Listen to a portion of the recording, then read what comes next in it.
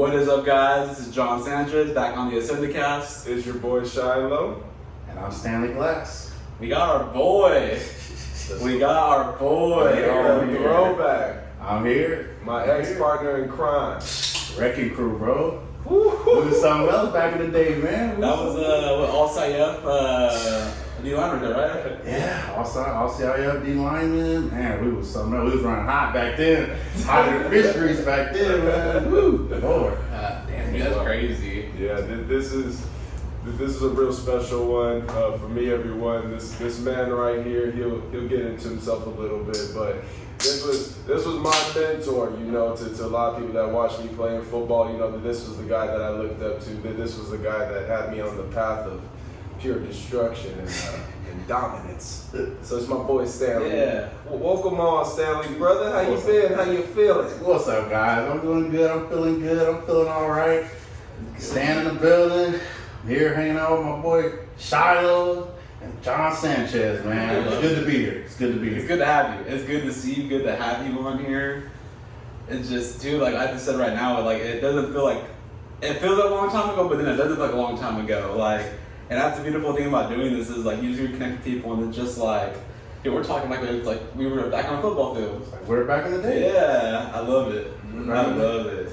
I just feel like it was something special back then. You know, back then, you know, high school starting, being so new and just being so fresh, and all of us just connecting. Like, you know, it wasn't really about freshman, senior, sophomore. I mean, it was just like we're all one. You know, what I mean? That's what it felt like.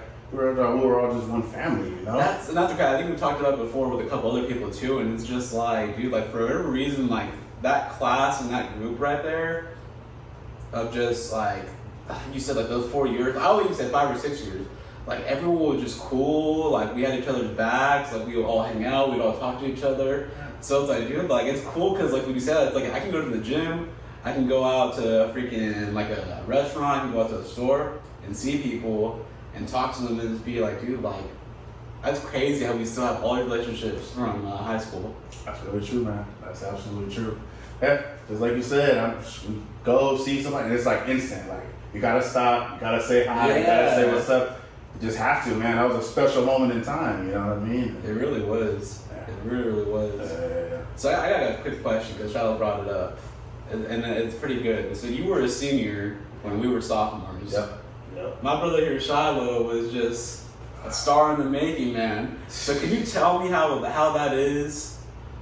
Like you're a senior year and you get this young little gun coming out, sophomore, that's gonna be playing around alongside you next to you. Like, what was that experience like for you?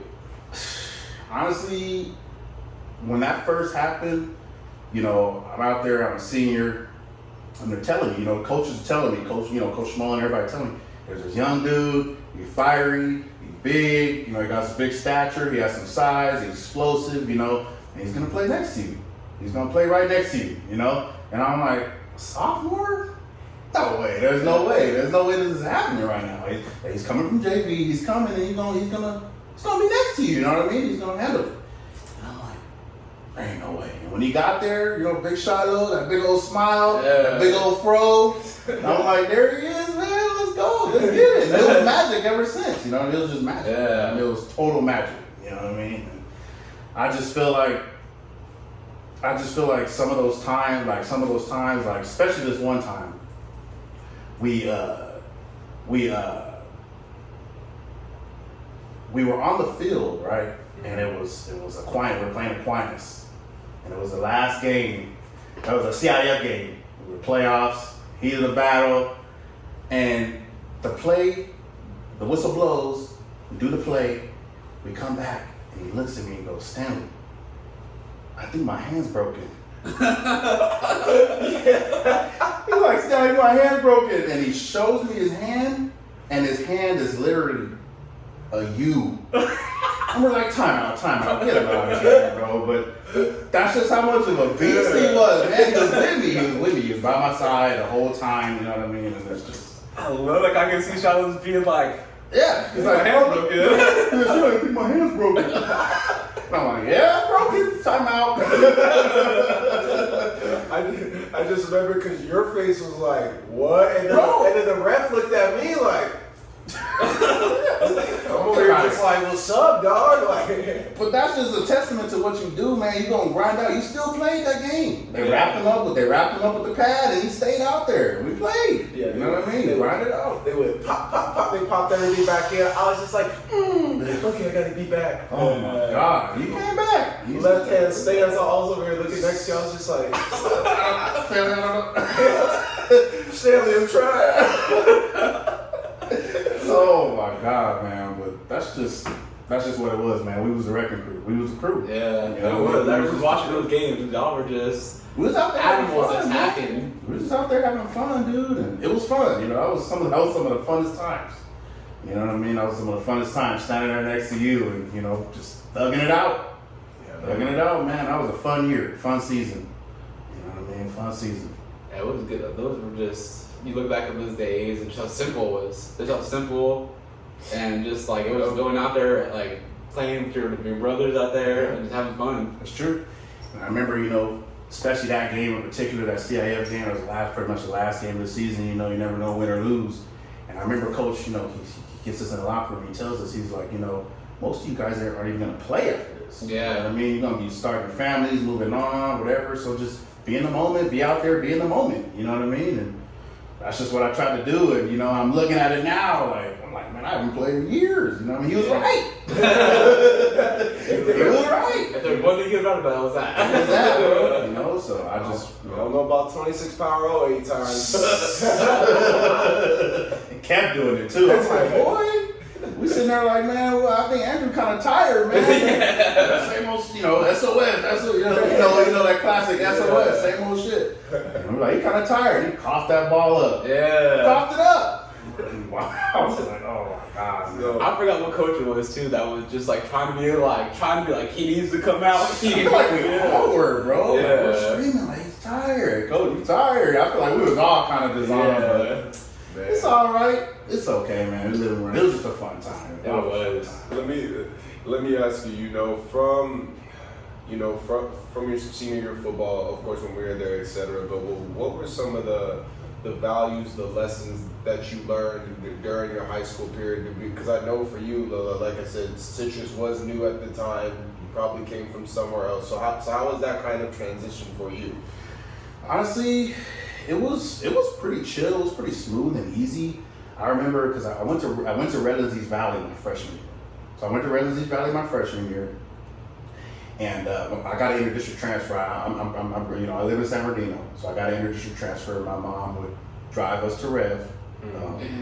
She'd drive us all the way from San Bernardino to Rev, dude, every morning. So I was there my freshman year, and then that summer going into sophomore year, you know, I would just kind of go hang out at Clement. You know, that's where they would practice. You know what I mean? That was like the OG starting grounds for Citrus Valley football. So we would go hang out at Clement, and you know, we went down there one day, and Coach Smolin and Principal Kavanaugh was there. Oh, okay. They were both there, and I'll never forget it. Like, we went down there one day for practice, and Mr. Kavanaugh pulled me to the side, and Coach Smolin's right there next to me. He was like, "If you play for this team, I'll get you into Citrus Valley." Just like that. He was like, "If you play for this team, if you go to school here, you know, I'll let you play for this team." You know what I mean? Yeah. And, you know, it was just kind of like that, and I was like, "Sure, man." And you know, we went home that next day, and I actually got a rejection letter saying that I wasn't allowed to go to Citrus Valley because I had a couple targets at Rev. You know, I was kind of showing up to class late a little bit. You know how it is. I was showing up to class late a little bit, so they rejected me at first, and then that next day, I got an acceptance letter. Kavanaugh was You know, I was like, all right, you know what I mean? And so Bernie let me call it in a favor. Yeah, exactly. Let me download that favor real quick. You know, under favor. And that's exactly what happened. And then after that, I was in, man. It was just really that smooth. It wasn't rocky, no nothing, no extras. It was just, you're in. And I started practicing with them that summer and got all my stuff. And I was all of a sudden I was at Citrus Valley in the blink of an eye. Just like that. Just like that. And, you know, I'm thankful for it too, because, you know, I wouldn't have met any of you guys, you know what I mean? I've still been at Red, you know what I mean? But, you know, it was a smooth transition, and I'm thankful for it. And like I said, I was just just a special time, and I felt like it was almost like a dream. You know what I mean? Yeah. It was almost like a dream. When you came in, like they kind of look at you, obviously a new program, it's first year, trying to develop it, like where you kind of looked at to be like kind of like a foundational piece for it.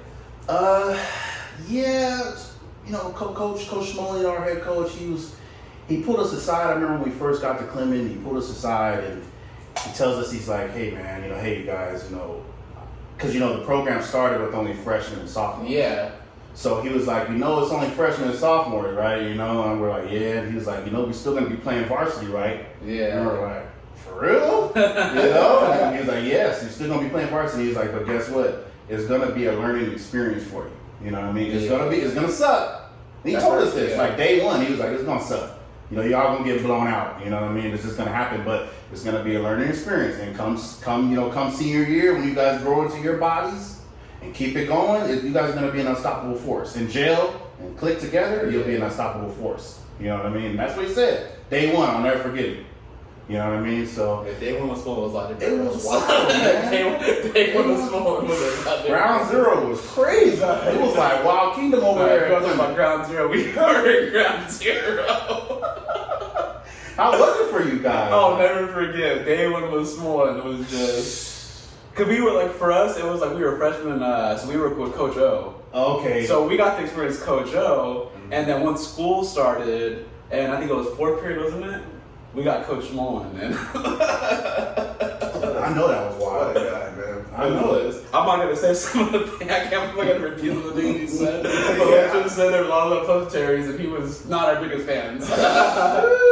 Man. You want to talk about ground zero? I'm telling you, man. And he had a short temper, but he meant so good. He meant well. He meant well. He was a new program. This is what I will say. I think our class just rubbed him the wrong way for something. Because your class in 2013, he loved them. Like he would be cool with them, and then with us, he just he was looking at us like how you get you a new girl, that got her little badass kid that ain't your son, and you just looking at him like this little grandma, I gotta feed you, I gotta clothe you, what I'm saying?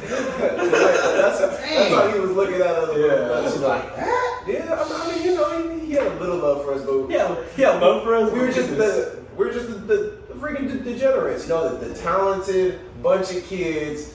That was just some slap dudes sometimes, man. I don't know. You look at our class. I confused that. We were doing some stupid shit. But we were just having fun. That's just what it was. He was okay. He was letting your hair down, man. It's high school, man. Yeah, well, I think we're the only ones that ever did the freaking pistol.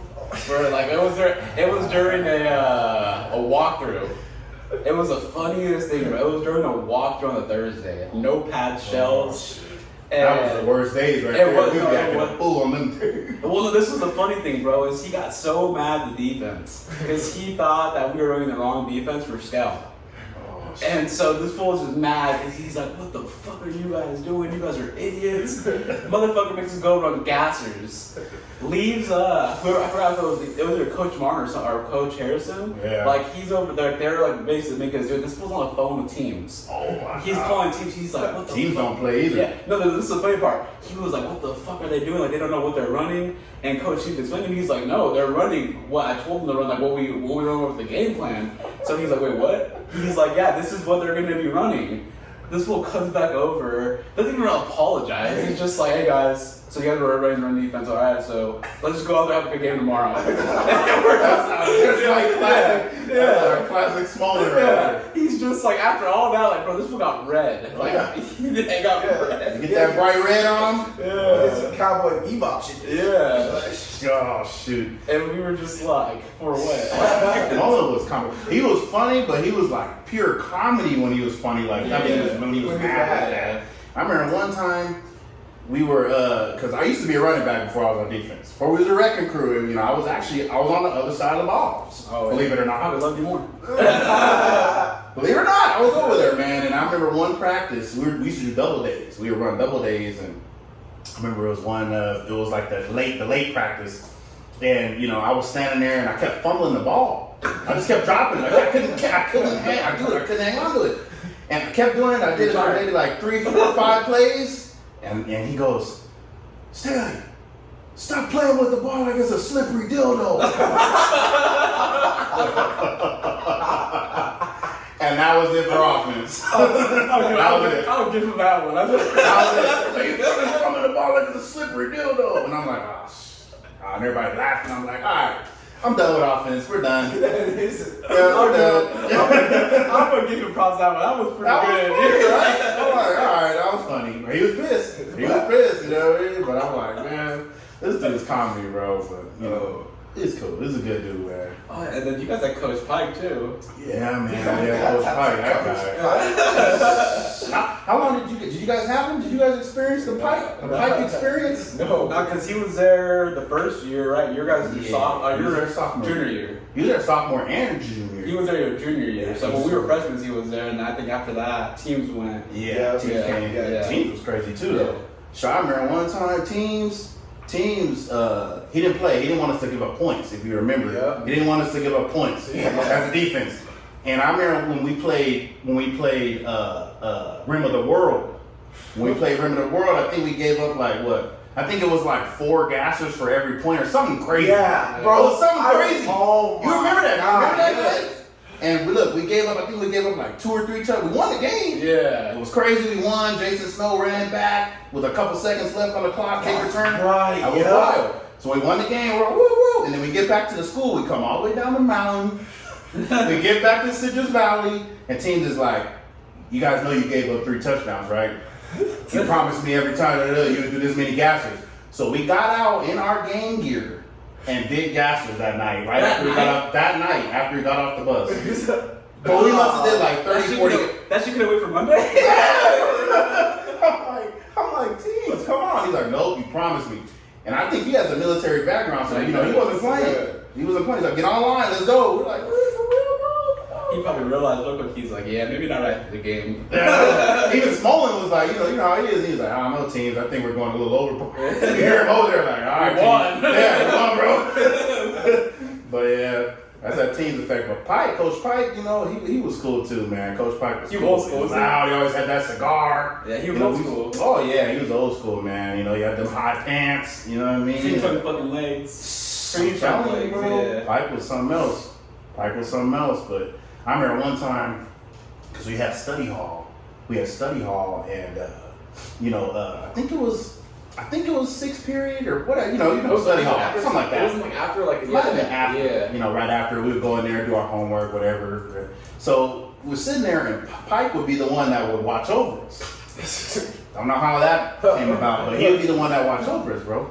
And what he would do every day is he would put his legs up on the table, and this dude, I don't know if I can say it on here, but we'll kind of censor it a little bit, but he would, you know, free ball, basically. He made it. And he'll put his leg up on the table, and you would see this dude's, you just see his junk, bro. You see the dudes, and we're like, we all be laughing, like, look at this dude, man. And he didn't care. He just sit up there, relax, you know, put his hands on his head and just be relaxing. Mr. Free For All. Yeah, Mr. Free For All. Mr. Free Hang. It's free hang, bro. We free. Yes, we free. He's like, y'all studied, right? Y'all studying? He's all like, if you can see it, you ain't studying. If you got something to say about it, then you ain't studying. Right, exactly. And you know that's how he was, too. Say something. You know? Say something. And I'm like, wow, man. But that was a crazy. I mean, Coach Pike crazy, you know. But that's just how he was. Like you said, he old school, he tough, he gritty. That's just what it was. You know what I mean? That's just what it was. But Damn, man. good times, man. Good times. Yeah. For sure. Yeah, I remember Study Hall. They got rid of that shit real quick. They did get rid of that. Yeah, they were like, Hell yeah. A whole bunch of nothing. Yeah, there's nothing in there. We wasn't doing nothing. we were messing Bunch of around. four, yeah. They were like quarters.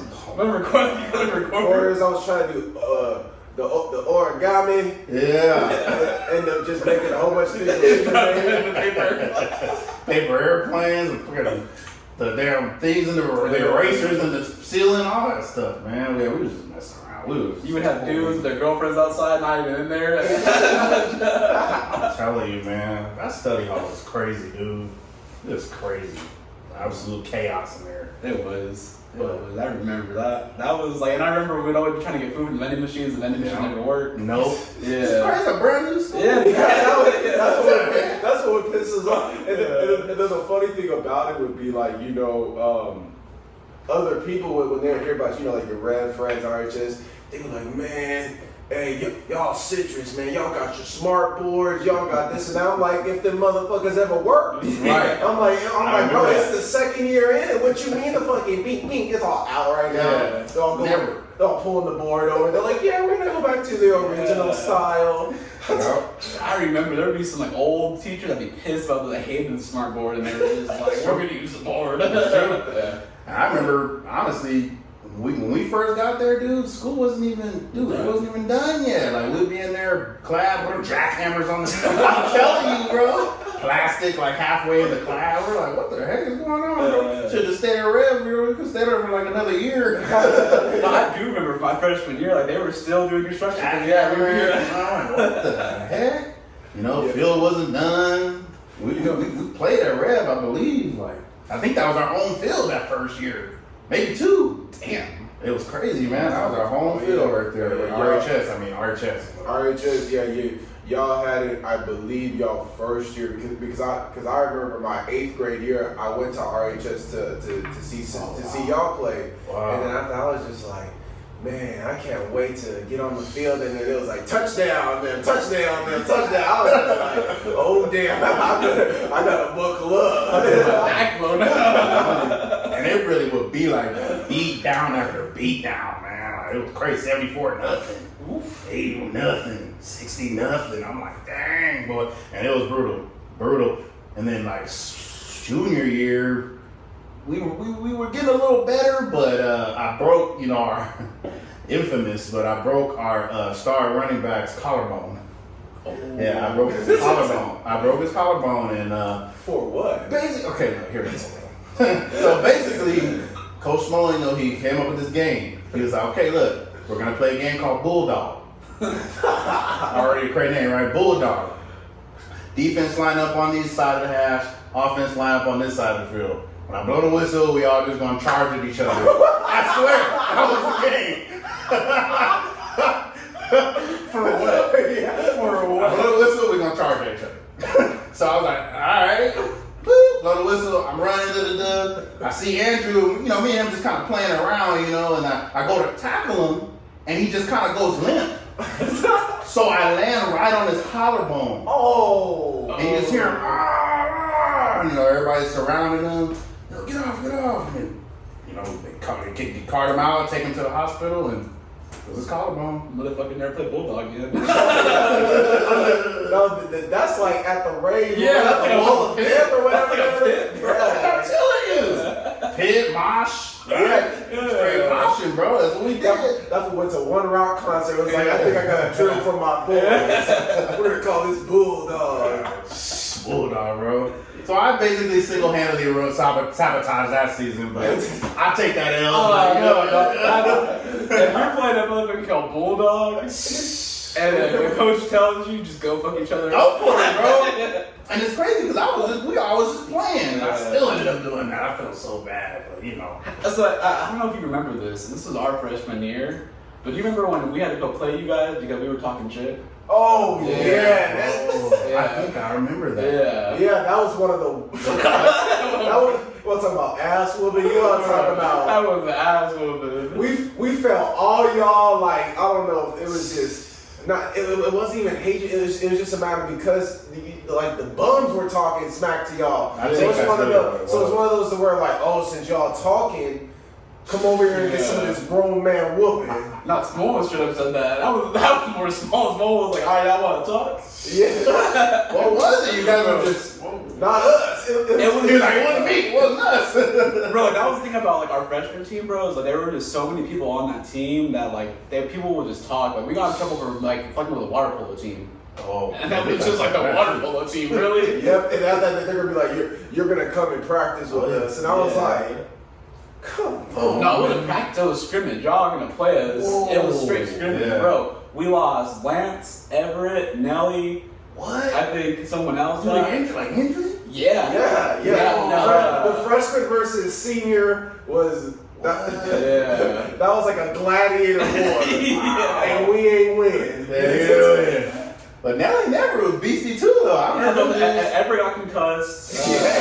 Nelly, like I think did this with his wrist. Yeah, he dislocated his wrist. Yeah. Lance messed up his hand. It was just like. Did Jeremy get hurt or Tim?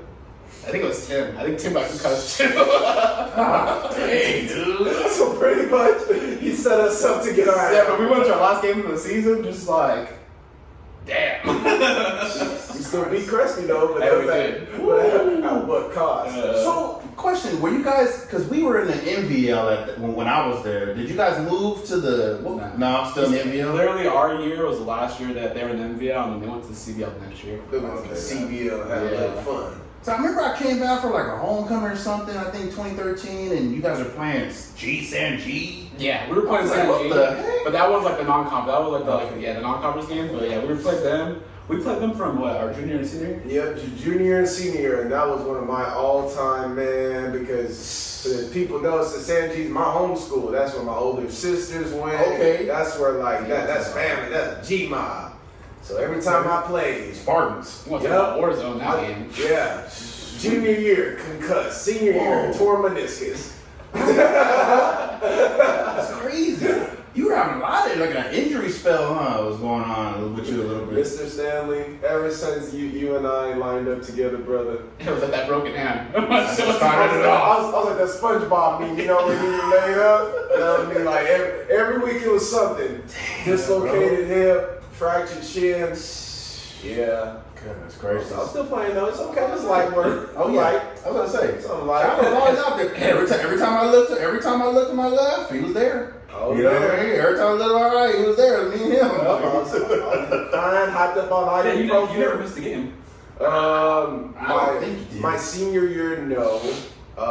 My sophomore year, probably one or two. Yeah, there was a few, huh? Yeah. After that hand. Yeah. Yeah. Oh, the hand? Oh, the hand was the very last game, so I was cool there. That's true. I You're couldn't right. play soccer. So because Oh, okay. I was varsity soccer player my freshman year, and then sophomore year, they were like, the coach looks at me, he's like, how can you play goalie with that hand? I was like, what do you mean? Like, I can still block the ball. Oh, bro. Definitely you can. It's gonna hurt like hell, but you good. Yeah, I lost my spot. Ever since then, Shiloh ain't returned back to that song. Oh, man, see, that's the great times, brother, man. You know, another question for you is, so what about, high school, all that you went through, I'm talking about with the football and everything, well, what are some of those experiences and everything? How did that help you transition into the real world? What were some things from Citrus that you kind of gained, learned about yourself and everything that you kind of carried with you? Honestly, in high school, I just feel like I just wanted to be, I was a go with the flow dude, silly, laughing, always messing around, you know what I mean? Just wanted to make sure everybody else was happy, you know what I mean? And because that makes me happy, you know what I mean? So I just feel like me getting up every morning, going to school, I was really just excited to interact with everybody and, and just kind of just, I don't know, you know what I mean? Have a good time. Yeah, just have a good time really is what it was. And I'm still like that to this day. That's just what it is, I'm just here to have a good time. But one thing that sticks out to me, when I was in high school was when, Mr. Kavanaugh would come over the intercom, during passing period and hit us with those like different quotes. And at the end of the quote, he would just be like, make sure today, is a terrific day. You know what I mean? And I remember, hit us with that inspirational quote and then make sure, today is a terrific day. Whatever you choose for the day to be, that's what it's gonna be. I think it was like the choice is yours. Oh, the choice is yours. That's what it was. Yeah, Choice is yours. To make it a great day. Make it a great day. The choice is yours. Yeah, man. That's what it was. And that resonated with me. I'm like, oh, man, I choose to make the day, what it is. You know what I mean? I kind of took that with me. You know what I mean? That's one of the main staples that I took with me, till now. It's fun. I never even thought about that. Like, Isn't that crazy? Yeah, it's crazy. I never even thought about it like that. Out of everything. You hear that every day. Every day. He makes sure you said it. For 4 years, you hear that, yeah. Choice is yours. And I'm like, wow, wow, man, that, and it would hit me every day. I'll be like, you're right. You know, if I'm mad today, that's what it's gonna be. If I wake up mad, frustrated, that's just what it's gonna be. So I'm gonna choose to wake up silly, laughing, playing. What's up, Shiloh? What's up, John? What up? You know, that's just what it is. Because, you know, if I mope around, that's what it's gonna be. Yeah. You know what I mean? But that's one of the main staples that I took out of that. You know, when he hit us with that choice is yours, hey, today a terrific day. You know, that's just what it was. You know what I mean? That stuck with me in my soul. You know what I mean? And I really do apply that to what's going on now. You know what I mean? With my kids, my wife, my family, my job. You know what I mean? Just kind of my day to day. You know, my day to day process. That's essentially like part of like your character. Yeah, I guess so. Which is funny too, because we talk about like Kavanaugh with the whole class thing. Yeah, that class thing, he really did preach that a lot, man. Yeah, and I never thought, until you said that right now, what you just said, because hearing that day in and day out, I never really thought about it, and it kind of puts this whole picture together now.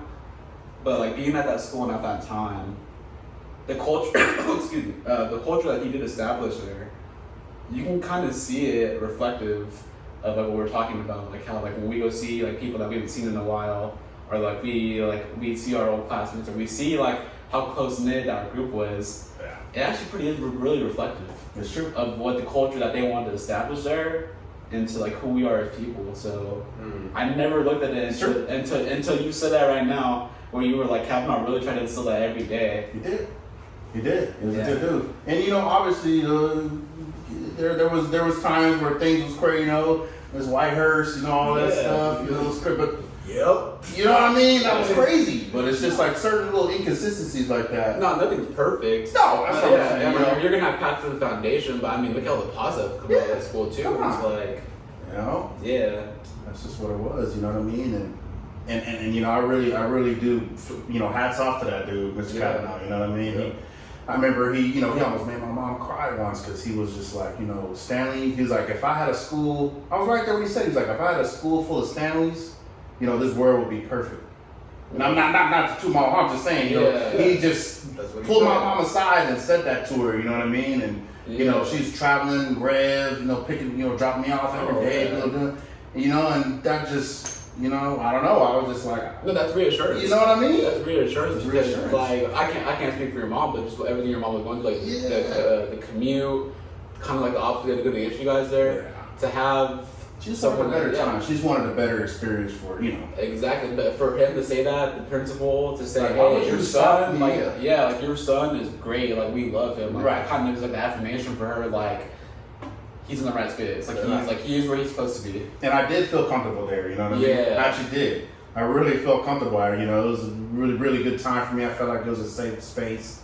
You know what I mean? He had my back. You know, you guys were all there. You know what I mean? And it just felt like it was a good experience. Yeah, and like I said, until you realized, I really never thought about the experience there. But like, we talk about this, like we were like little shits with lots of stuff. Like I would make teachers mad or like try to be like just get on their nerves and stuff like that. But like you look at like the foundation of that place, and how much those adults cared, and ensuring that like we had everything we needed, or that we were in the best position for our futures to succeed.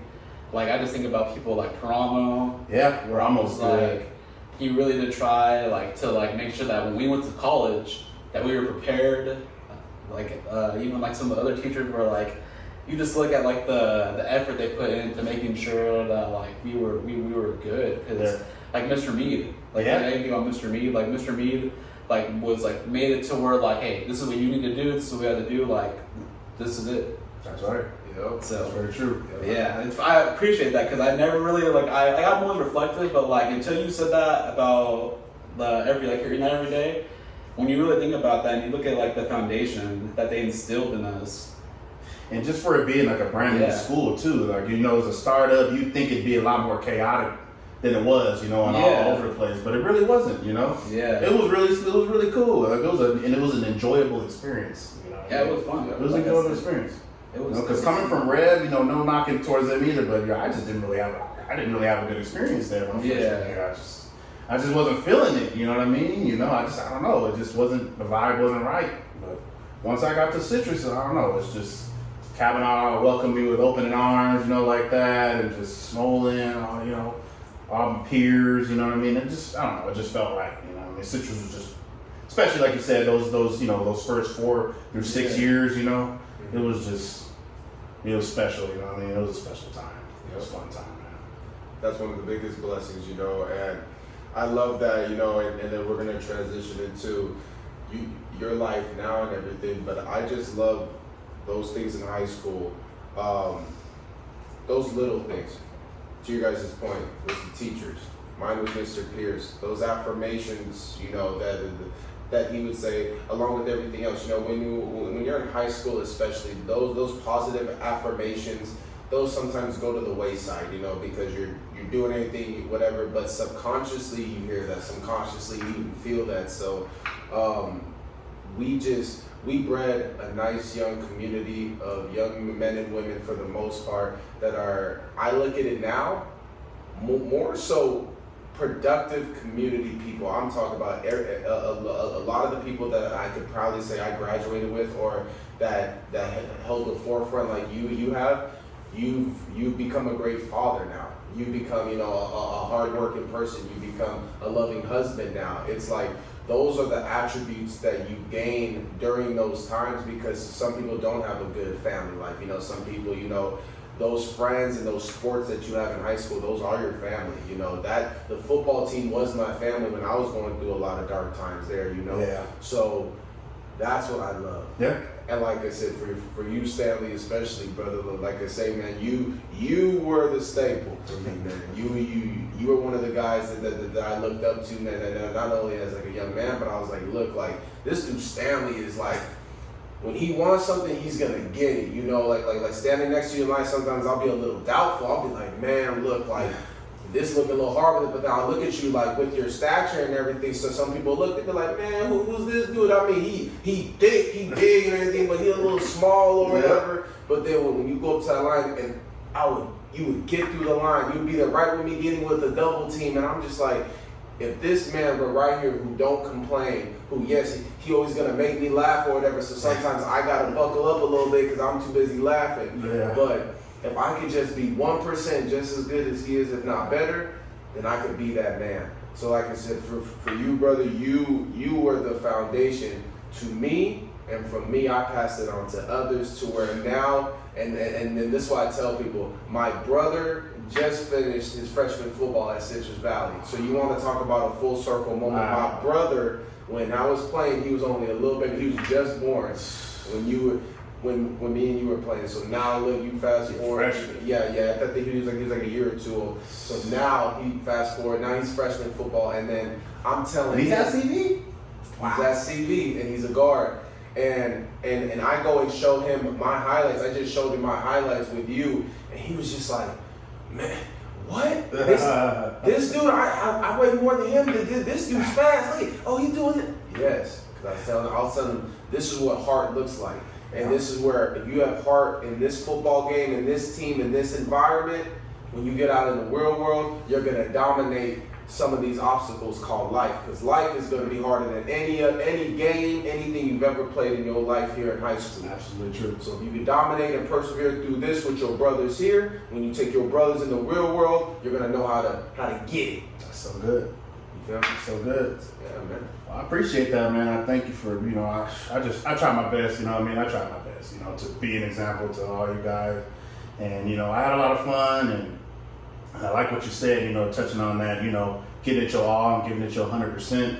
You know what I mean? I really do take that into, you know, what I got going on now outside of high school, outside of all that, you know, having my family, you know what I mean, having my wife, having my kids, paying bills, you know what I mean, just the basics of life. That stuff will tear you up, you know what I mean? You know, because we all know life is hard. Yeah. But you know, that stuff, easier. Yeah, it can be easier, but you know, it has its ups and downs, and you know, if you just kind of go at it like full force and just 100% and don't give up, you know what I mean, just you'll be all right.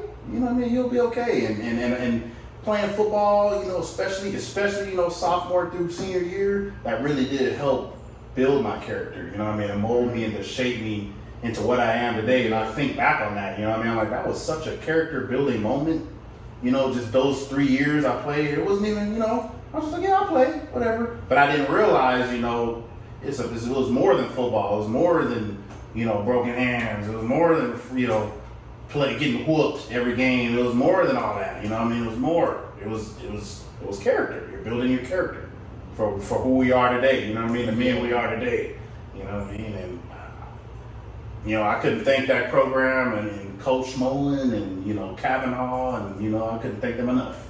Yeah, just to add on to that, like I think I've said this before on here, but I think what Coach Teams with Coach Goodwin, Coach V for our defense really instilled like our senior year. I mean, like I said, you don't think about it too much when you're there in that moment. But then you go fast forward a couple of years, and it's just like what they really instilled in us was a lot of selflessness. Yeah. Being able to just kind of overcome adversity, because like our senior year was a freaking roller coaster. We had at one point like half the team wanted to quit because just how bad it wasn't going good, and it's just like you kind of go through that adversity, and you look at everything, and it's just like those were like you said character building points to where like in life now. There's things that happen where you're like, okay, is this going to defeat me? Or am I going to have to figure this out and keep moving forward? And that's what it is. Yeah, and that's what it is. And it goes back to like what Kavanaugh would say, like if your choices are not to get a good day, and kind of tie that in, it's like you can control what you can control. So control the outcome. There's some shit that's just out of your control. Don't worry about that. Focus on what you can control to make the best out of the situation. And I feel like just going through that experience in that program, we were lucky to have the coaches that we did, because they really much instilled that, like regardless of if we won or lost, whatever their season was, it was every week you're going to come and make the most out of what we have in front of us. That's right. And that was something that I think didn't think about back then, right. But now it's looking back and reflecting on that experience, like you just look at it and you're just like, we had really, really good men leading and teaching us what we were doing. Absolutely. And it don't even really, we was, like you said, we was just young, wet, behind the ears. Yeah. Didn't really know what the heck the world was. Dumb and full cum. Exactly. And that's just what it is. Our brains don't even really fully develop. I was reading something, our brains don't even really fully develop till we 25. Yeah. You know what I mean? So it's like, you can see that switch, you start to just think about those things. Even like you can even take it further, like what your mom and dad would tell you at the house, even when you were little. I'll even have those times. Yeah. I'll think about something. I'll be in like a little situation. I'm like, I'm gonna, wiggle myself out of this, and I'll just hear something my mom would say. Told me. Yeah. And I would laugh at it back then, but I'm like, what are you talking about, Mom? But I'm like, whoa, that resonated with me right now. Now I know what she's talking about. You know what I mean? Or even my dad. You know what I mean? I'm like, think about stuff he would say. I'm like, that was so silly, but now that I'm older, a little wiser, I'm thinking different, I'm moving different, it's just, you just apply those things, you know what I mean? So I think that's why it's good to even have like mentors and elders and never stop learning, I guess, if you want to say. They don't even really necessarily have to be older than you, just never stop learning. I think the big thing, it's a quote I just saw. It's just like if you're in a room and you're the smartest person in the room, then you're in the wrong room. I like that. You're in the wrong room. I like that, and that's true. That's true. And I just look back on plenty of times where, us as humans, our fleshy selves, we don't really, we think we know everything, or at least we think we know enough that like, I'm good, I can get by, I'm straight, don't bother me, I'm good, I don't need your advice. I know that's how I am, I'm being honest, Sometimes when people come talking to me and I know it's facts sometimes, they be spitting straight facts, and I'm like, get out of here with that, bro. Like, but usually it's something I need to hear, and it's something I need to apply to my life. It's usually constructive criticism. You know what I mean? It's constructive though. Yeah. You know what I mean? And it happens at the most like weird times. You know what I mean? Like it'll just be like random, like look at this dude like correcting me. You know what I mean? Or and I don't, just my fleshy, just like self. I don't like that. I feel offended, but it's really something you gotta like apply to yourself and just take it on the chin and you know what I mean, and just keep moving on. You know what I mean, and learn from it. You know what I mean? It's crazy. It's like life is just full of tests. That was funny you said, 'cause that was me this whole year. Really, just learning how to take feedback in and not just dismiss it, thinking that no, I know how I'm gonna do it, so I know I'm gonna do it. Because there's two things you can do. You can listen to somebody, and it doesn't mean that you have to follow, or you have to go do what they're going to do. But hear it out, because you never know what that might turn in. You may not follow exactly what they say, but there might be something that they're saying that is that missing puzzle piece to what you're trying to already do.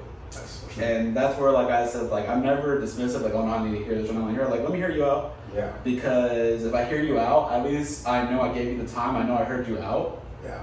And then there might be something in there that's like, that's what I've been like looking for. That's what I've been needing to hear. It's true. And then you apply it. It's and golden nuggets. Yeah. And it just comes from the most wildest places sometimes, man. It's crazy.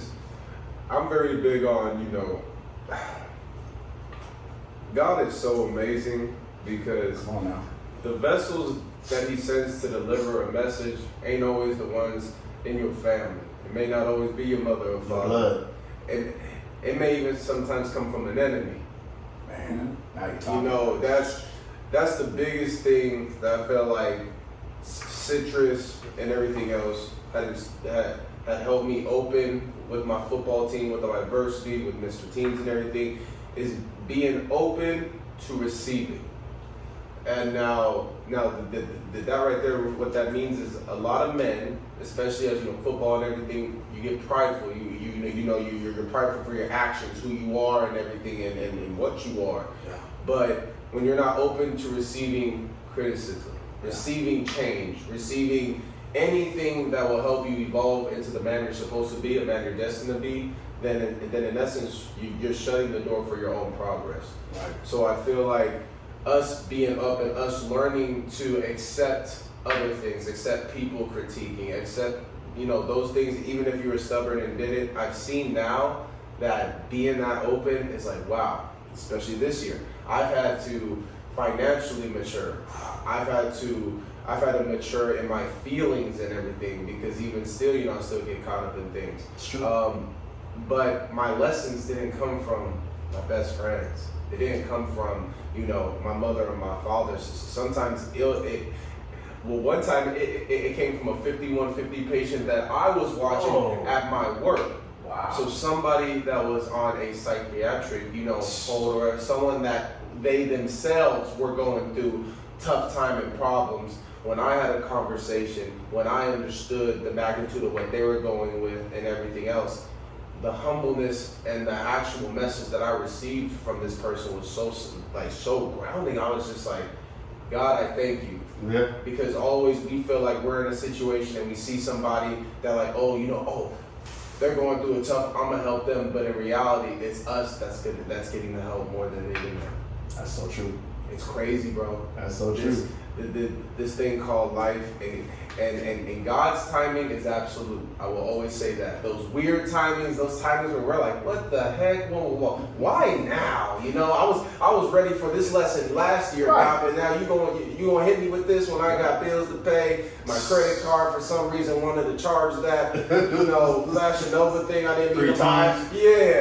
Yeah, I didn't mean to buy that for her. That was last Valentine's Day. You know, like stuff like that. You know, when that stuff happens, you gotta look around it.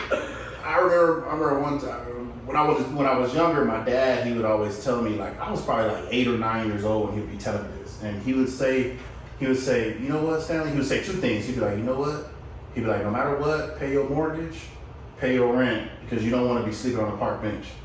And he would tell me this at 9, and I'm like, whatever that means, Dad, you know, whatever the heck that mean, or, you know, and now I understand, you know what I mean? I understand what he's saying, you know what I mean? I'm like, boy, he right. I better make sure I pay that rent, you know what I mean, or else we gonna be out of here. So, you know, and I'm just like, you know, just silly little things like that, you know, it's just like, wow.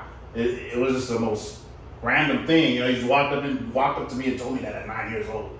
You know, and now here I am, 30 almost, you know, and I'm thinking about that stuff, and I'm like, let me be responsible. You know, let's pay rent, let's pay bills. You know what I mean? Let's do what we got to do to keep it going. You know what I mean? And you know, and keep this thing called life moving. You know what I mean?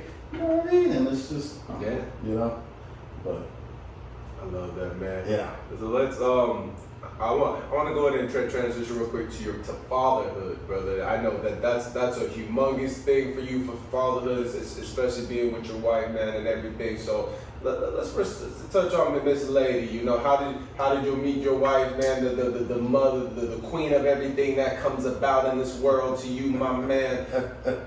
How did that go on? Because brother, like I said, being little bro, I'm excited. I was ecstatic to see this lady. I was like, who's the one that settled down Mr. Glass? Oh yeah, and you know what's crazy? A little story throwback, man. I remember when me and her first started dating. I remember you was still a young buck, and you was like, "Hey Stanley, I need you to, give me some beer or something. Can you give me some beer, you know?" Oh, remember that? That's right. You was like, "Can you give me some beer?" You know, he was kind of feeling a little bit. And my wife, let me tell you, she was so upset.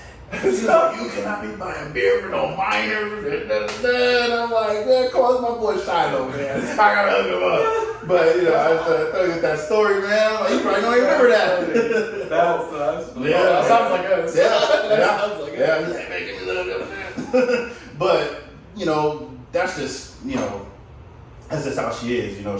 She always got my back like that. She's always that voice of reason. You know what I mean? She's always been there for me. It's been 10 years now. We've been together 10 years. Ooh, 10 years. Ooh. Isn't that crazy? A whole decade, man. Yeah. Still tripping on that.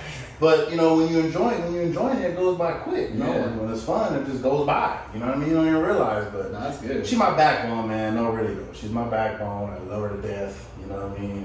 And we two peas in the pod. We're best friends. We got 2 wonderful children. You know what I mean? 2 wonderful children. And I love them to death. They spitting images of me. I feel like I'm looking in the mirror. You know what I mean? My personality, looks, everything. And I'm like, oh God, I got a double dose of me. Y'all know how I am. You know what I mean? So it's like, a boy and a girl. And it's just double dose. I'm like, 2 little Stanleys running around. You know what I mean? But yeah, man, I wouldn't be able to do it without my wife, man. She the co-pilot, you know what I mean? And she just has my back. So she got three stamp using. Man. Goodness gracious. But yeah, man. She my ride or die, and that's just what it is, I love her to death. She's my ride or die, man. Yep. Yes, sir. Yeah. I love that for you, man. Because you said 10 years, that's a lot of growing, that's a lot of maturing, and everything else. What is, there's probably a million things, but can you name either one thing or a few things that your wife here has helped you really the most in regards to your growth of being a man? Honestly, I'm gonna tell you right now, I've never been the kind of guy. There's just stuff that happened, dark times back in the day, younger, growing up. We all had childhood trauma, stuff like that. And stuff like that, certain things that would happen in my childhood, it would keep me, closed off. You know what I mean? I just didn't like to talk. Yeah. Like if something happened, I'll just bottle it up and just, let me just press this down and we just gonna keep it moving. You know what I mean? Like it'll just disappear. That's what I would think at least. But, once I got with my wife, she when I got with her, she talks. You know what I mean? And she knows how to communicate. You know what I mean? That's one thing. Like that's a character trait for her. You know what I mean? She has a positive character trait. She knows how to communicate and what she doesn't like or what she does like. Or, her particulars or whatever. And she was just real straightforward with that with me when I first got with her. You know what I mean? When I first started dating her. And it kind of threw me off guard a little bit because I'm like, I don't talk like, I'm just silly playing whatever, but I'm really keeping stuff down on the inside, you know what I mean? I don't really like to talk about the real stuff, but she was real straightforward with that. Until this day she is. So, she helps me work on my communication, you know what I mean? And that's really what's most important. Yeah. You know what I mean? In a relationship, especially if it's going to last 10 years, whatever, 20, 30, 60 years, it's really the communication. And that is what my wife helped me with. You know what I mean? She brought that to the table. And I feel like I'm doing better. You know what I mean? I'm doing good. You know what I mean? Like you said, we learning every day. But you know what I mean? That is what it is. It's the communication, bro. Like you got to talk. You have to talk. You have to. If something bothering you, you know what I mean? If you're happy, express it. You know what I mean? And that is how your relationship will last. That's how it'll be organic. You know what I mean? Fresh. Where the connection comes from?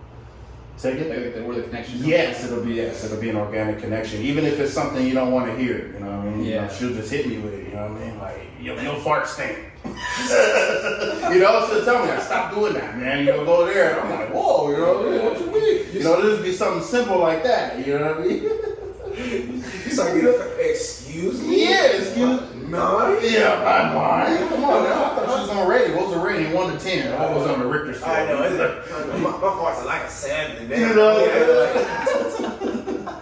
But, you know, that's just really what it is. That's just really what it is. Communication is key, man. Seriously. That's what'll get you to. And that can go, you know, even further than, you know, just, you know, boyfriend, girlfriend, wife, husband, you know, friends, you know what I mean? Your kids, your parents, you know, whatever it may be, whoever, you know what I mean? Somebody that you stop talking to, you know what I mean? You need to go, you know, that you might need to go kind of, you know, reconcile, you know, talk to them, fix that relationship, you know, because me personally, I'm the kind of guy that's like, I'm closed off, I'm done. You know, if you hurt me or you know, whatever, I'm done.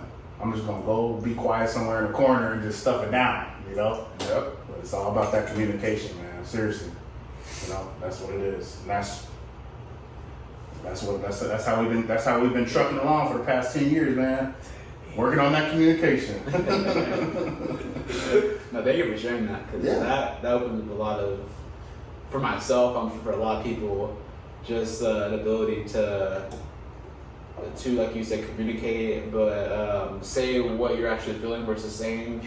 I think I find myself in a situation sometimes where I won't necessarily say what I'm feeling. I'll say what I think that person needs to hear, Right. and like you do the justice to yourself. Mm-hmm. You do the justice to yourself because you're not really expressing it. So I think the fact that you say that, like, that's where you guys kind of have the foundation. Is like she says what she wants to say. She'll tell you how she's feeling, Right. and kind of vice versa. Like you're getting to that point to where you're doing that Yeah, now. I have to open up. You know, Yeah. because, you know, it can't be one-sided because, you know, relationships don't work like that. You know Yeah. what I mean? So, you know, that's just what it is, man. And she pushes me to those limits every day. You know what I mean? She'll push me to those limits. You know what I mean? And like, you know, we're gonna talk about it. You know, and I'm like, you're right. We gotta talk about it. And then when we done talking about it, we all feel better. It's like a weight lifted off your shoulder. You know, it might not necessarily be something bad all the time. You could just, you know, you just talking. You know what I mean? Like you're just talking. You know, you could just be talking about how the day was, or just, you know, lay in the bed and how's your day, baby? You know what I mean? You know, how was it? Oh, it's good. You did that. You got your nails done, whatever. You know. Oh, my day was like this. You know, I met somebody, whatever. You know. And it's just that's what you do. You just chop it up, talk. And I feel like, you know, that's kind of like the magic cheat code to life, man. Talking, social networking. It could be anything. You know what I mean? You never know who you might meet. Small world. Golden nuggets. Yeah. You know, they might give you some information. You know, it's just talking, dude. You know, and that's something I always struggle with, but my better half, you know, she bring that out of me, man. She That's bring good, that, man. She bring that out of me, man. You know, I'm you gotta happy to hear communicate. that. Yeah. Oh Happy to hear yeah. that. Absolutely. Absolutely. See, I love that for you, man. I love to hear that you out here trying to communicate a little more. I love that, you know, just a little bit. You know. You know, me taking it day by day, Yeah. word by word. Cause me, I'm just a, you know, I'm just a happy-go-lucky dude. You know, I'm Yeah. really like a surface. You know, I'm just like go with the flow. I tell you what you want to hear.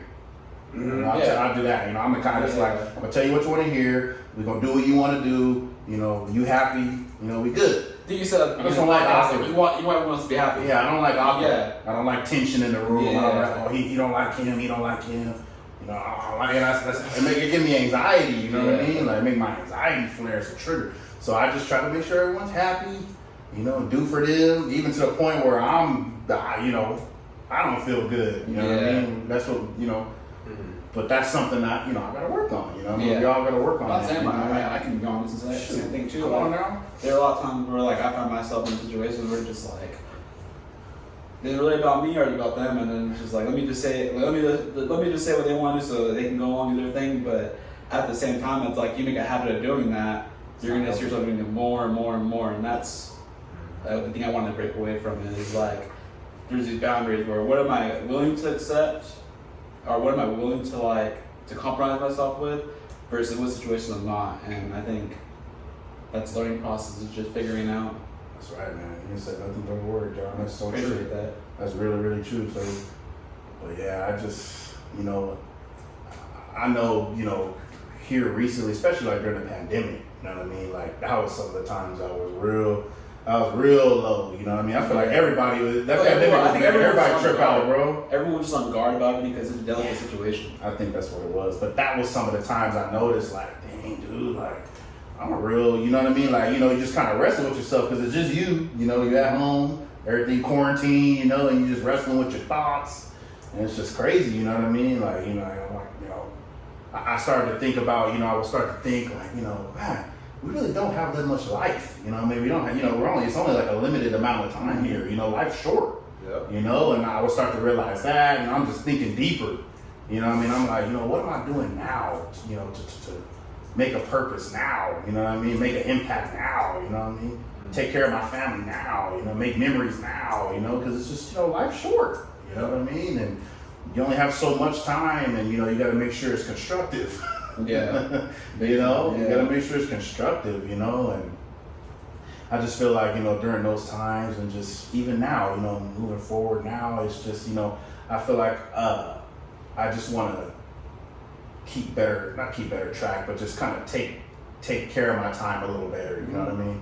Just my time is precious. I start to realize that now, you know, it's precious. You know, I'm not just willy-nilly it away, you know, drinking all day, you know, back in the day when we was young, you know, smoking, whatever, you know what I mean, partying, you know what I mean, just gotta, you know, it's okay to do that stuff, but, you know, just make sure you know, balance your time, you know, that's all you got to do, balance it, keep it balance. Yeah, balance it. Yeah. It's okay to party, it's okay to talk to friends, it's okay to, you know. Yeah, I talked to him because for a long time, like, my mindset was like, I need to focus on what I have to do. So I'm not gonna go out, like I'm not gonna go to a party, I'm not gonna go with them to like a festival. I'm just gonna grind. Yeah. And it was great because like you see like, okay, I'm making money, like I'm getting ahead, but then you're like, damn, I'm missing out like on this, I'm missing out on that, like social life. oh, I didn't do this, I didn't do that. And so like it's just funny because these past 2 years, like it's still a work in progress. Yeah. Because I'm still finding that balance of like, okay, where do I need to grind? Where do I need to party? Where do I need to spend time with my family? Right. Where do I need to spend time with my personal relationships? And like I said, I just feel a lot more mentally and spiritually connected to myself because I'm putting more time into the relationships, into enjoying myself. Like if I'm working this hard, like why am I not trying to enjoy it to a degree? That doesn't mean I wake up every morning and go freaking drink or I go party. Right. But like when I am going out to these things or when I am with my family or when I am with my friends, like am I there? Right. Am I present? Am I there? Am I enjoying it? Am I really like enjoying the moments? I love that. And I think that's the big. When I'm with my parents, like when I'm with my parents, am I spending the time with them? Am I like enjoying the dinner with them, having conversations with them? Yeah. And that's the big thing for me now is like really putting emphasis on what I'm doing. When I'm working, I'm working. Yeah. When I'm with my family, I'm with my family. When I'm with my friends, my personal relationships, I'm spending my time there. Yeah. And I think that's the big thing. Like your time is precious. That's so crazy because it's really true. And you know, the pandemic tested those limits because you know, I actually, I was working at a place and you know, everybody kind of left to collect that unemployment. You know, during that time, you know, they did the bonuses and everything. You know, it was cool, nothing wrong with that. But you know, I decided to stay where I was. And I remember, we were, it got to the point where, we were so short-staffed, we're doing like 18-hour shifts, 3 lunches, you know what I mean? Like, it gets to a point where, like, we were almost damn near sleeping in the parking lot for 4 hours and coming back in, it was like Wild Kingdom stuff like that. So it's like, going from that to, you know what I mean? Like, you just kind of think, like, oh, my time is so precious. I just spent 18 hours in this place, my kids and wife are at home asleep. And I haven't even got to see them, you know what I mean? In almost 24 hours, so you start to think like, hey, what's worth it and what's not? You know what I mean? Like what's worth my time and my mental stability, you know what I mean? And my physical health, just overall well-being, what's worth that, You know what I mean? Like, is this $30 an hour, is that worth it? Yeah. For my sanity? You know what I mean? I might just maybe take a pay cut and go over here to where I can go take my kids to the park, you know what I mean? Yeah. Go walk around the park, take my wife out to lunch, you know what I mean? Like, that's what's important, right? Yeah. That's what life is all about, right? Yeah. Not working $30, $40 an hour job, you know what I mean? And you there all day. Yeah. That's not what it's about. And it took me some time to start to realize that. Like, wow, man, like I got to pump the brakes here and see what it's really about. It's really God. He had to wake me up. You know what I mean? He had to wake me up. He's like, Stanley, time to wake up. It's time to get your priorities straight. Yeah. You know what I mean?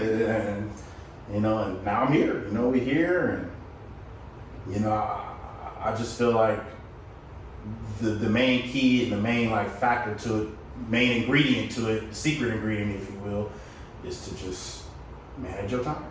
Yeah. Manage your time. You know what I mean? You can only do that. Choice is ours. What we gonna spend our time doing? You gonna spend your time over here lollygagging? Or are you gonna spend it over here being constructive? You know what I mean? It's just really that simple. That was funny too. Is I was talking to my coworker yesterday, and we were just talking about things like relationships, just personal, friendship, and we were talking. I'm just like, you know what? You get to a point where if you just take hate and bitterness out of a lot of your thought process, whether it's about a person, whether it's something, or whether it's about a job, take the hate and bitterness out of it, you'll be surprised how much your spirit grows. And then your spirit is your essence, your happiness, your ability just to feel things. And it's that's one thing I really believe on is that choice is yours. You can be bitter, you can hate on something. That bitterness is so bad too. And you have to take a hold of you, man. Yeah. You put that energy into it, that's how your spirit's gonna feel. Isn't that crazy? You're not gonna your spirit suffocates. And just like you said, it really takes energy. It takes energy to be bitter towards somebody or resent something or someone or a certain time frame. Yeah. It takes a lot of energy to do that. It does. And avoid them or whatever, you know what I mean? And for a long period of time, I wasn't even really talking about my own parents. You know what I mean? It just for just certain reasons. You know what I mean? It was a little, it was a time frame where that I wasn't my own mom and dad, but that just stuff like that happens. It's just life. You know what I mean? Mm-hmm. And we talk now, we good, everything's cool, we having a great time, you know what I mean? But there was just a period of time where it just wasn't working. Yeah. It wasn't working, and the bitterness, the resentment, the frustration, anger. Yeah, and I feel like you have to go through that because if you don't have that feeling of, like you said, the time is precious. When you realize you lost that time from feeling that way, then you truly understand. Yeah. That's where you understand. So it's not to say you're not gonna have fights or but just understand. You choose the amount of time that you stay like that. Are we gonna stay like this? Yeah, exactly. Yeah. Are we gonna stay like this forever? Come on. We can talk, what I mean? Let's talk. Let's get it squash it. Let's see what's going on, Yeah. Because it's really nothing. It's really not even nothing any, serious. Yeah.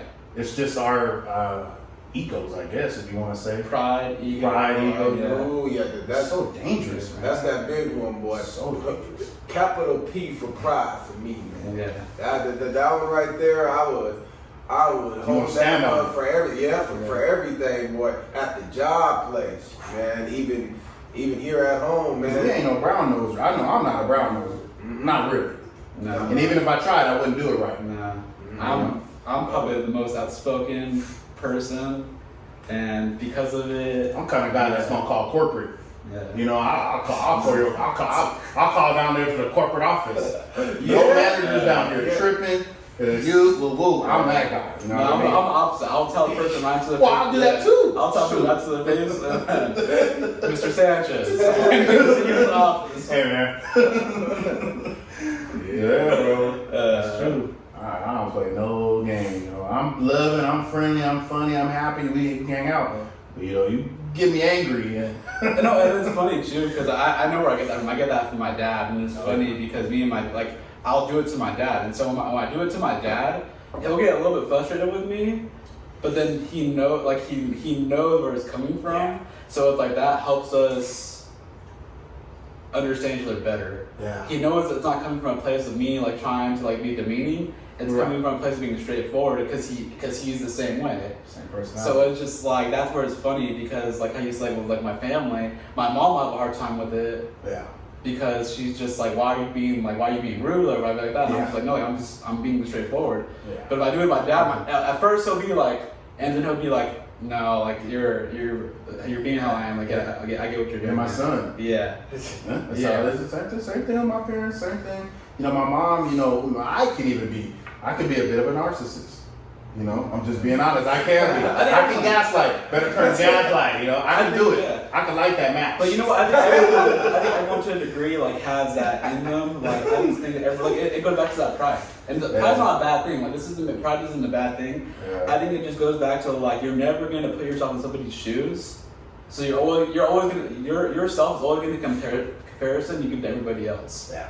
So that's where it's hard. Is like I think everyone has that in them. Yeah. So it's just one of those things where like don't feel bad about it, but acknowledge it. And if you can recognize it, that's the beautiful thing about it. It's true. Fix it, huh? Now acknowledge it, recognize it, try to. I think when you say fix it, like that's just basically like taking out. I say like the biggest thing is like when you're having conversations, know that like what you're saying is applicable to you, but it may not be applicable to somebody. Like, hey, you know what? Like I know this is what I'm saying. Yeah. This is my scenario. Hopefully you can take something from it that will help you with whatever you got going on. Because like I caught myself using my own scenario. Like, even when I was at self-made, like the one thing I'd always do is like tell them everything that I did. Okay. And like in my mind, like okay, like yeah, just do this, do that, do this, do that, and it'll be good. Like you'll be able to make money. Right. And then like I never thought about it from a process of like they're not me. They're not gonna have that same thought process or like that same I don't want to say work ethic, but same process to do these type of things. So it's like I'm not gonna say I'm doing them a disservice. I'm giving them advice. Yeah. But I'm like the biggest thing I should be talking to them about is like what do you want your process to look like? What do you want your business to look like? Because I can tell you what I do. Right. But if you don't want to do that, then it's not gonna be any good. Right. Yeah. That's true. Yeah. Right. That is true. And I'm sure it's like with like you guys at your jobs, like you probably have people that come on that are new. And it's like, are you going to tell them to do the job how you're going to do it? Or are you going to tell them how to do their job? It's going to be the most efficient for them. It's crazy because like me, I'm more of like, you know, you can attest to it. Like when we be on the football field, go back to that. You know, I'm going 100%. I'm showing everybody what I do. Yeah. And I just hope everybody kind of just follow suit. Yeah. You know, because I'm really not, like I said, I'm not a good communicator. I'm not really that great of a communicator. I'm not no public speaker. Yeah. I'm not no nothing like that. I'm not a philanthropist. Hey, you're doing good. I appreciate that. You know what I mean? I would never know. But you know, it's just I'm more of like a doer. Like I'm a do it for you 100%. Yeah, I'm a lead by example, and I just hope you follow suit. You know what I mean? Whether it be whatever, job, my kids, whatever. You know what I mean? I just kind of want to set the tone. I guess that's what it is. Like set the tone for whatever I'm doing. You know what I mean? Because it's just I don't know. I don't speak that well, bro. It doesn't feel like I do. You know? But it's still like, and that's still like a very good. That's still a very good way to go about it because there's a lot of people that aren't auditory like learners. Some people only can learn by watching you do it. Right. I can tell you how to do it. Or smooth. I can tell you how to do it, but you're not gonna figure it out. But if I show you and you watch me do it, you're gonna be like, oh, you're doing that. Okay, cool. Audio visual. Yeah. That's how I am. Always have been too. Always have been. You know, and once I, like you said, you might have to show me 50 times, you might have to show me 100. But once it click, it's over, bro. Bro, this is the funniest thing. As simple as being able to tie my hair. I literally watched so many videos on how to tie my hair, and I cannot get this shit figured out. So finally, I'm just like, I went to my coworker, I was like, can you show me how to tie my hair? Like, just have me, like, run me through it and do it. Finally, I did like 2 or 3 times, all right, cool, I can tie my hair. Do it now. Yeah, I can do it now, yeah. That's crazy, bro. Yeah, man. No more me being in the EO's parking lot. Got you, John. Here, let me tie you up. And then, you know, we in the car. I'm over here doing like this behind him. I don't know, one of my little gym crush walking by, and I'm over here like, and I'm pulling his hair. So that never happened. Gym crush never walked by. He would top my hair, but it was never a gym crush walking by. Hey, you don't know that. Oh shoot, dude. Yeah. That's true though, man. This is what it is. Audio visual, you gotta watch it, you gotta manifest it, you know, and then once you know, someone like me, you know, communication skills might not be A+, but you know, I'm gonna watch you do it. Yeah. Mm-hmm. Just let me watch. I'm gonna stand back there, I'm gonna watch, you know, and then we're gonna get it on. You know what I mean? Once I figure it out, we're gonna get it on. You know, we're gonna do it. We're gonna do what we gotta do. So, you know. All right, my brother. Well, we got our last like 5 to 10 minutes. Okay. So I know Shiloh, you have some topics. Is there anything that you want to pinpoint at the time? Honestly, I don't really have anything that I want to pinpoint on specifically, but maybe just another throwback. Throwback, please. Give us a throwback. John, I'm about to trip you out right now. Oh, please. Please. So look, back in 2011. Let's go back to 2011. Damn, that was my freshman year. See, let's envision the house freshman year for you guys. Let's set the tone. 2011. We're in the Walmart parking lot. We're standing at GameStop. Oh yeah. It's 12 o'clock midnight. Gears of War 3's coming out. Gears of War 3, baby. Me and John standing there, we stupid hype, man. We hype, we ready to go, we get the game, we go home, we're playing.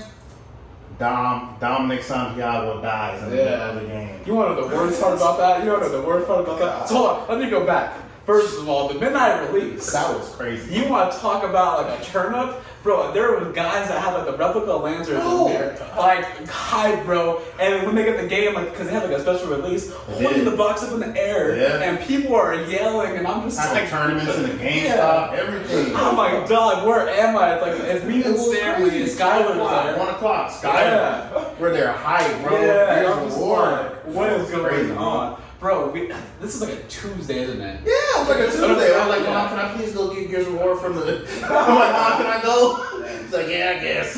You know? Bro, my dad was pissed. And so we go home. We didn't play the campaign. We played multiplayer. Okay. And like it's like probably like 2:30 in the morning. My dad's like, you have school in the morning. Go to bed. So we go to bed. I'm thinking like, hey, we're going to go to school. Like, and we'll play when we get back. Bro, I go to school, Skylar's not there. And I'm just like, alright. I remember I was in Mr. Nyhoff's freaking Earth Science class. Damn. We're watching a movie in there. My phone goes off. I look at my phone, and Skylar literally spoils the game for me. Yeah. Spoils the game for me.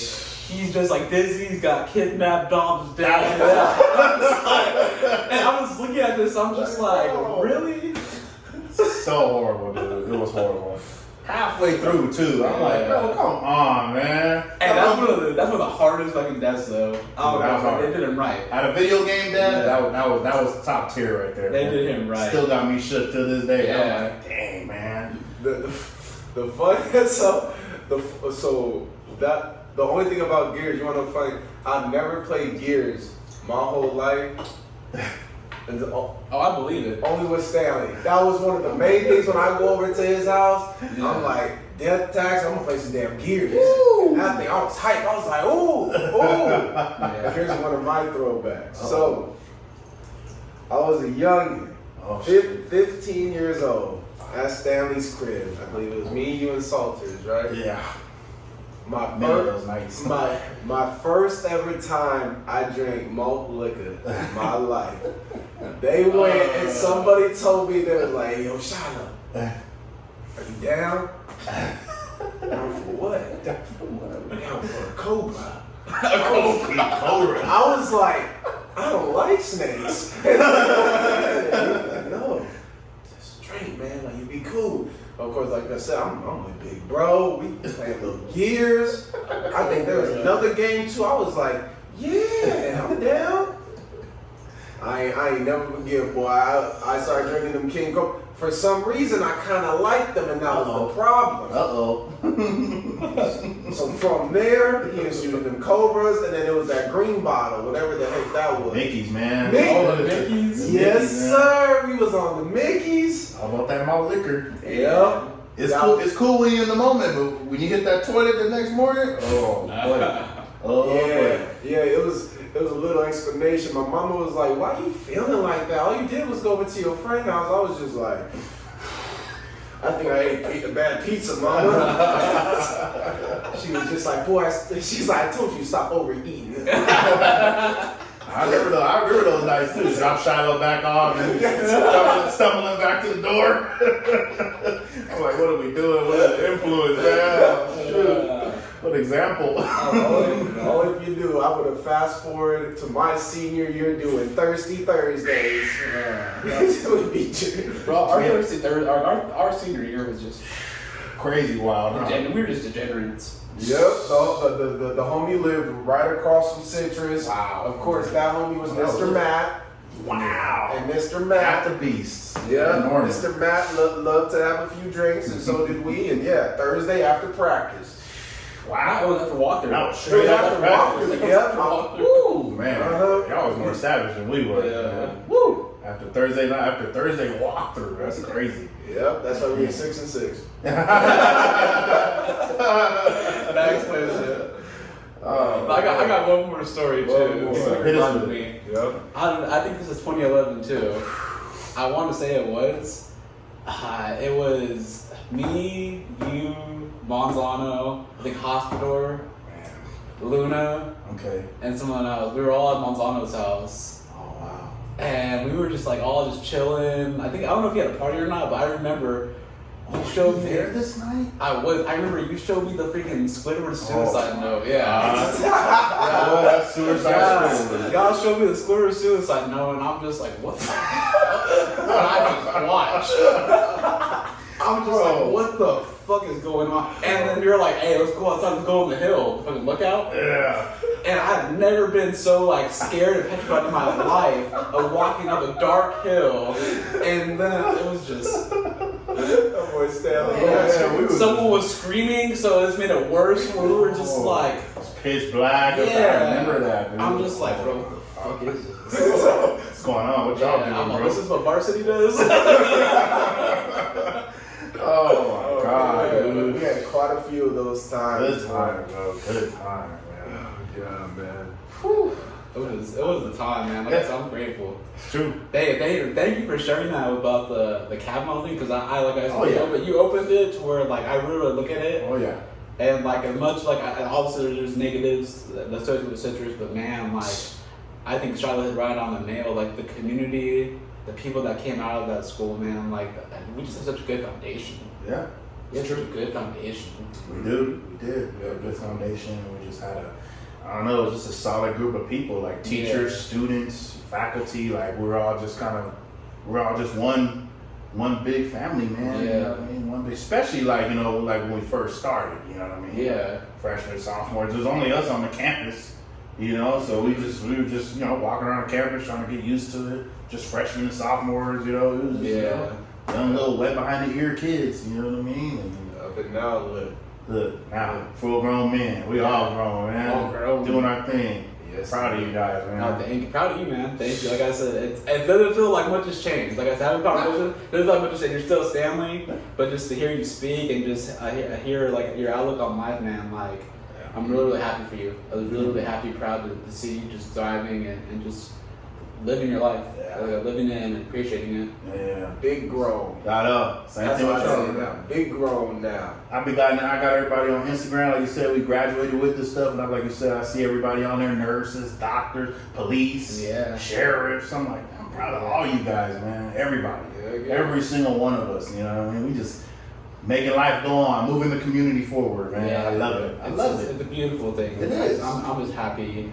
like I said, being a part of that, because you look at high school, like a lot of people look at high school, like, oh yeah, like I hate high school, like it wasn't fun, but then like I just like look at it and it was like it's such a fun, memorable experience, and like to see what's come out of it. Yeah, man. All the product, huh? Yeah. All the product, and then a lot of our viewers, the listeners, and everything that have been rocking with us, or we're just listening to us for the first time, you will know that we take very pride on a lot of the people that we went to high school with. Shoot, you can go to a lot of our recent episodes. That has been a lot of people from our high school.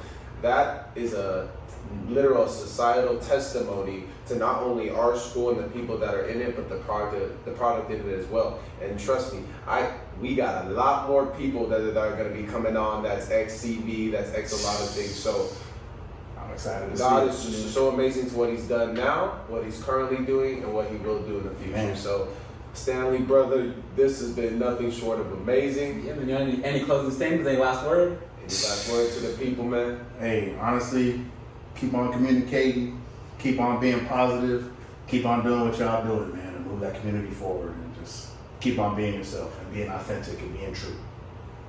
That's wise words. Wise words. Wise words. And make today a terrific day. I gotta figure out what exactly I quote. I know, something like I that. gotta figure out. Let me. Yeah, I know. I'm gonna be like, Huh. but Mr. Kavanaugh. Let's cut it off. You guys gotta get Kavanaugh on Remember- the extended cast, man. You gotta get Kavanaugh on here, That'd man. be amazing. Woo! And remember, it's like remember, the choice is yours. Yes. I'm gonna figure it out. I'm gonna get it. Figure it out, John. I'm gonna get it. Sign us out, y'all. All right. Well, that's a wrap. This is your boy John. This is your boy Shiloh. I'm Stan. And as always, be safe. Thank you for listening with us. Tune in on our YouTube channel, and God bless.